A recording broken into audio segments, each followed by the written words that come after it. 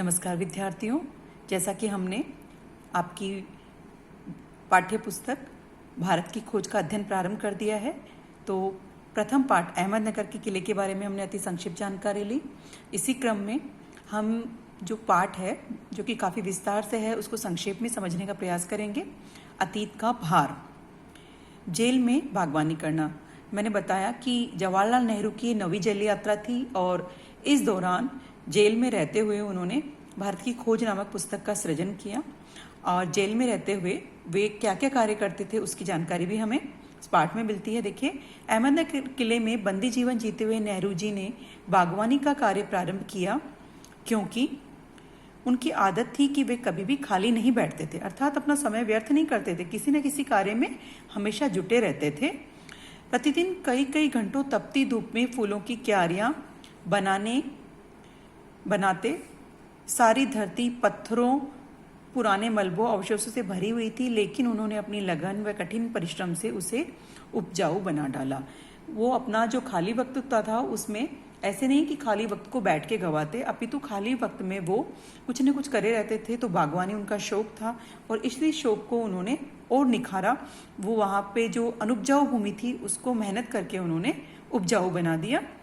अहमदनगर के इतिहास के बारे में भी पाठ में जो है संक्षिप्त में जानकारी आई है कि नेहरू जी का मानना है कि अहमदनगर की ऐतिहासिक घटनाओं की दृष्टि से कोई विशेष अहमियत नहीं है, अर्थात देखें तो भारतीय मानचित्र पर अहमदनगर अपना कोई विशेष महत्व नहीं रखता है। लेकिन यहाँ एक प्रसिद्ध शासिका हुई चांद बीबी, जिन्होंने अकबर की सेना से लोहा लिया, शाही सेना से अपने किले की जो रक्षा थी उसके लिए उन्होंने तलवार उठाई और बड़ी ही वीरता के साथ उन्होंने अकबर की सेना का मुकाबला किया। इस दृष्टि से अहमदनगर जो है वो ऐतिहासिक दृष्टिकोण में भी विशेष महत्व पा जाता है। अंत में अपने ही और बताया कि उनका जो अंत था वो अकबर के सैनिकों द्वारा न होकर अपने ही एक व्यक्ति के विश्वासघात के कारण उनकी हत्या की गई।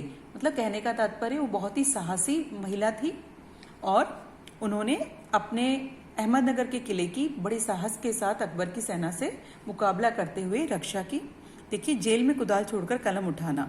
नेहरू ने चाहा था कि इस स्थान की खुदाई कर नई नई वस्तुओं की, पुरानी इमारतों के टुकड़ों की खोज की जाए, लेकिन जेल के अधिकारी सीमित स्थान से आगे नहीं बढ़ने देते थे।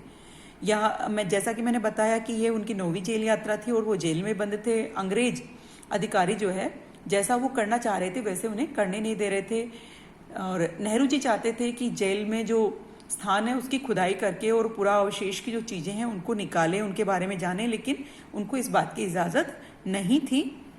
इसलिए उन्होंने कुदाल छोड़कर कलम हाथ में उठाई और प्रण किया कि जब तक देश आज़ाद नहीं हो जाता वो लिखते रहेंगे। जैसे कि ये पुस्तक आपके समक्ष है, तो ये पुस्तक उन्होंने अपने इसी प्रण का परिणाम कह सकते हैं कि उन्होंने कुदाल छोड़ करके, अर्थात वो बागवानी का कार्य छोड़ा, उन्होंने जो पूरा अवशेषों को निकालने की जो उनके मन में इच्छा थी उसको भूल करके उन्होंने अपना पुस्तक के सृजन पर लग गए।